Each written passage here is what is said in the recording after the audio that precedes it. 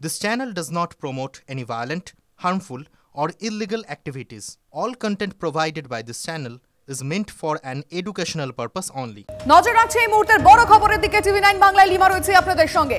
জাল নথি দিয়ে পাসপোর্ট তৈরি কাণ্ডে ধৃত ধীরেন ঘোষকে জেরায় চাঞ্চল্যকর তথ্য সামনে আসছে। গোয়েন্দা সূত্রে খবর, তথ্য প্রমাণ লোপাটে ধৃতরা ঘন ঘটল বদলে ফেলতে নিজেদের ব্যবহৃত সিম কার্ড। সূত্রের দাবি, একটি নম্বর খুব বেশি হলে 1 মাস ব্যবহার করতেন ধৃতরা। একের পর এক ধরপাকড়ের ফলে নিজের সিম বদলে বদলে পরিচিতদের সঙ্গে যোগাযোগ চালাচ্ছিলেন ধীরেন। 12 ডিসেম্বর রিপন বিশ্বাসের গ্রেফতারের পরেও সিম বদলেছিলেন ধীরেন এবং অধিকাংশ সিমই নেওয়া হতো বেনামে, এমনটাই গোয়েন্দা সূত্রে দাবি।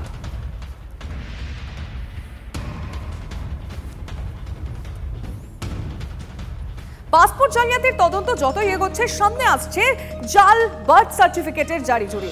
স্বাভাবিকভাবেই এবার জন্ম শংসাপত্র পাওয়ার অনলাইন প্রক্রিয়ায় নজর রাখছে কেন্দ্রীয় গোয়েন্দারা। আচ্ছা, তাহলে কি অনলাইন প্রক্রিয়ার প্রশ্নের মুখে? টিভি 9 বাংলার এক্সক্লুসিভ রিপোর্ট।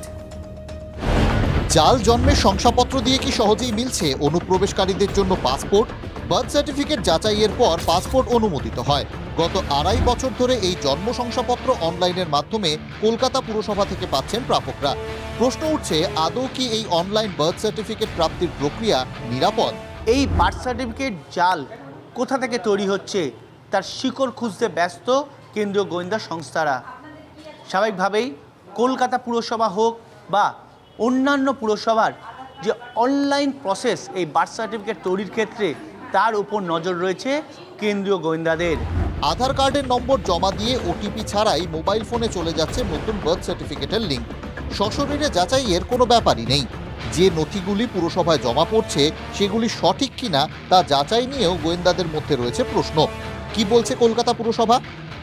আমার মনে হয় যে এটা সিকিউর, তার কারণ পুরনো সংশয়পত্র হলে আমরা এটা দেখে নিই, ভালো করে চেক করা হয়, আর নতুনটা তো হসপিটালের থেকে ডাইরেক্ট লিঙ্ক করা হয়। এই যে প্রসেসটা যথেষ্টই অল প্রুফ একটা পদ্ধতি।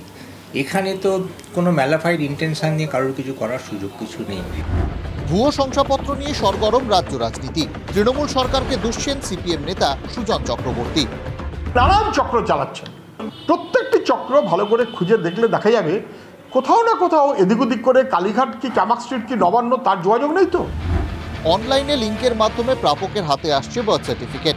সাইবার বিশেষজ্ঞরা মনে করছেন সেটি সহজেই জাল করে নেওয়া সম্ভব। পিওরলি আধার কার্ডের নাম্বার দিয়ে সেই নাম্বার এবং সেখানটার যে মোবাইল নাম্বার এবং সেখানে যে ওটিপি, এই কম্বিনেশনগুলোকে দিয়ে ভেরিফাই করেই তবে প্রসিড করা উচিত। বিশেষজ্ঞরা বলছেন সফট কপির ক্ষেত্রে ডিজিটাল সিগনেচার যাচাই করা উচিত। দায়িত্বে থাকা আধিকারিকদের আরও সতর্ক হওয়ার পরামর্শ বিশেষজ্ঞদের। তাঁরা যাতে কোনো রকম দুর্নীতিতে না জড়ান তা ঊর্ধ্বতন কর্তৃপক্ষকে নজর রাখতে হবে বলেই মনে করছেন সাইবার বিশেষজ্ঞরা। সায়ন্ত ভট্টাচার্যের রিপোর্ট, টিভি 9 বাংলা।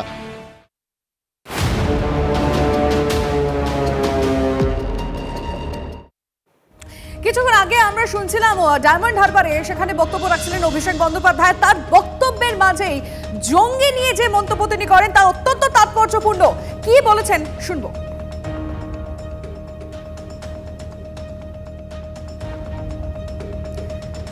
বাংলায় জঙ্গি অনুপ্রবেশ নিয়ে বিস্ফোরক অভিষেক বন্দ্যোপাধ্যায়। আজ ডায়মন্ড হারবারে দাঁড়িয়ে জঙ্গি প্রবেশ নিয়ে কি বললেন? বাংলায় বিএসএফ জঙ্গি ঢোকাচ্ছে, এই মুহূর্তে দাঁড়িয়ে বড় খবর। শুনবো অভিষেক বন্দ্যোপাধ্যায় আজ কি বললেন। এখন বিরোধীরা বলছে হাব হয়ে উঠছে। কিসের হাব? পশ্চিমবঙ্গ হাব তো বটেই। পশ্চিমবঙ্গ মানুষের কাছে উন্নয়নের হাব হয়ে উঠেছে। পশ্চিমবঙ্গ সমগ্র দেশকে পথ দেখিয়েছে লক্ষ্মীর ভাণ্ডারের মাধ্যমে। আজকে কপি করতে হচ্ছে মহারাষ্ট্রকে। হাব তো বটেই।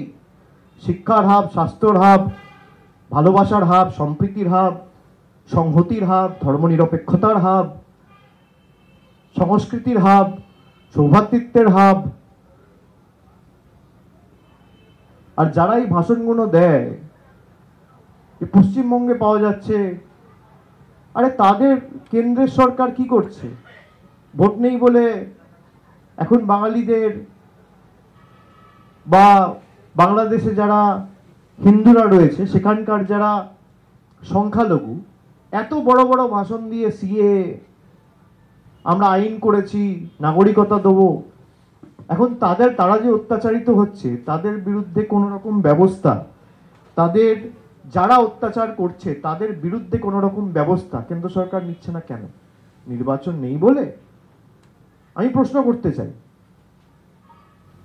যে 5 তারিখ অগস্ট মাসে যে ঘটনাটা, যে নৈরাজ্য বাংলাদেশে শুরু হয়েছে, আজকে August, September, October, November, December, 5 মাস হয়ে গেল। 5 মাসে 5 মিনিটের জন্য কেন্দ্র সরকারের সময় হয়েছে মানুষের জন্য ভাববার, কিছু করা? আজ ডায়মন্ড হারবার আমাদের নজর ছিল, সেবাশ্রয়ের উদ্বোধন করলেন অভিষেক বন্দ্যোপাধ্যায় এবং তারপরে যে বক্তব্য রাখলেন এই মুহূর্তে দাঁড়িয়ে অত্যন্ত তাৎপর্যপূর্ণ, যেখানে বলা হচ্ছে বাংলায়, মানে অভিষেক বন্দ্যোপাধ্যায় বলছেন বাংলায় জঙ্গি ঢোকাচ্ছে বিএসএফ। বিস্ফোরক এই বক্তব্য। আমরা এই বিষয়ে অবশ্যই কথা বলবো। এই মুহূর্তে আমরা এক্সপার্টদের সঙ্গে যোগাযোগ করার চেষ্টা করছি, তারা কিভাবে দেখছেন এই বক্তব্যকে। প্রাক্তন বিএসএফ কর্তা সমীর মিত্রের সঙ্গে আমরা যোগাযোগ করেছি। সমীর বাবু, আপনাকে টিভি9 বাংলায় স্বাগত জানাচ্ছি। অভিষেক বন্দ্যোপাধ্যায় বললেন বিএসএফ বাংলায় জঙ্গি ঢোকাচ্ছে, আপনি কি বলবেন? আমি এই ব্যাপারে আর কোনো মন্তব্য আর কি করবো, কারণ এগুলো দেশের পক্ষে যে কতটা খারাপ সেটা যারা এই মন্তব্য করছেন তাদের জানা উচিত। আর বিএসএফ যদি হেল্প করে থাকে তাদের, এবং তার কাছে যদি সাক্ষ্য প্রমাণ থাকে কোনো রকম ভাবে, তাহলে আমি বলবো যে কোর্টে যে ইমিডিয়েট তার বিচার চাইলে সবচেয়ে ভালো হয়। কারণ এর মধ্যে আমি কোনো রকম সত্যতা না, আমার সামনে যথেষ্ট কোজেন্ট এভিডেন্স না থাকলে আমি সেটাকে বিশ্বাস করব না।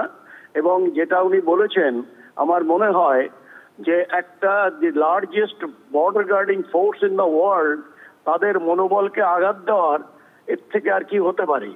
আমি বলবো যে এইরকম কোনো রিমার্কস থেকে যারা পাবলিক লাইফে রয়েছেন, যাদের কথা অনেকের কানে যায় এবং তারা বিশ্বাস করে কিনা আমি সেটা বলতে পারবো না, কিন্তু এই ধরনের বক্তব্য অ্যাটলিস্ট যারা সারা দিন রাত বছরের পর বছর পরিবার এবং এই সব ছেড়ে সীমান্ত রক্ষা করে,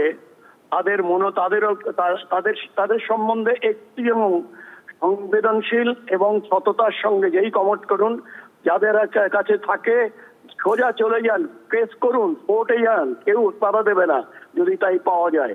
আর otherwise they should refrain from making such comments which brings down the morale of the uniformed forces, particularly the border security force, who is guarding the largest stage of the border এই ভারতবর্ষে।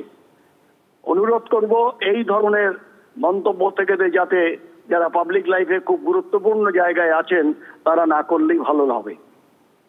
অনেক ধন্যবাদ আপনাকে। আমরা কথা বলছিলাম প্রাক্তন BSF কর্তা সমীর মিত্রের সঙ্গে, এবং সমীরবাবু যে বক্তব্য রাখলেন এবং তিনি যেটা বলতে চাইলেন যে এরকম যারা পাবলিক ফিগার এবং যারা জনপ্রতিনিধি, তাদের এরকম মন্তব্য না করাই ভালো, কোনো রকম কোনো প্রমাণ ছাড়া। অবশ্যই আমরা সেই বক্তব্য যেমন শুনলাম, আপনাদেরকে আরও একবার বলবো এবং আরও একবার শোনাবো অভিষেক বন্দ্যোপাধ্যায় আজকে ঠিক কি বললেন। জঙ্গি অনুপ্রবেশ বিএসএফ করাচ্ছে, শুনুন আরও একবার। এখন বিরোধীরা বলছে হাব হয়ে উঠছে। কিসের হাব? পশ্চিমবঙ্গ হাব তো বটেই। পশ্চিমবঙ্গ মানুষের কাছে উন্নয়নের হাব হয়ে উঠেছে। পশ্চিমবঙ্গ সমগ্র দেশকে পথ দেখিয়েছে লক্ষ্মীর ভাণ্ডারের মাধ্যমে, আজকে কপি করতে হচ্ছে মহারাষ্ট্রকে। হাব তো বটেই। শিক্ষার হাব, স্বাস্থ্যর হাব, ভালোবাসার হাব, সম্প্রীতির হাব, সংহতির হাব, ধর্মনিরপেক্ষতার হাব, সংস্কৃতির হাব, সৌভ্রাতৃত্বের হাব। আর যারা এই ভাষণগুলো দেয় পশ্চিমবঙ্গে পাওয়া যাচ্ছে, আরে তাদের কেন্দ্রের সরকার কি করছে? ভোট নেই বলে এখন বাঙালিদের বা বাংলাদেশে যারা হিন্দুরা রয়েছে সেখানকার যারা সংখ্যালঘু, এত বড় বড় ভাষণ দিয়ে সিএ আমরা আইন করেছি, নাগরিকতা দেবো, এখন তারা যে অত্যাচারিত হচ্ছে তাদের বিরুদ্ধে কোনো রকম ব্যবস্থা, তাদের যারা অত্যাচার করছে তাদের বিরুদ্ধে কোনো রকম ব্যবস্থা কেন্দ্র সরকার নিচ্ছে না কেন? নির্বাচন নেই বলে? আমি প্রশ্ন করতে চাই যে 5 তারিখ অগস্ট মাসে যে ঘটনাটা, যে নৈরাজ্য বাংলাদেশে শুরু হয়েছে, আজকে August, September, October, November, December, 5 মাস হয়ে গেল।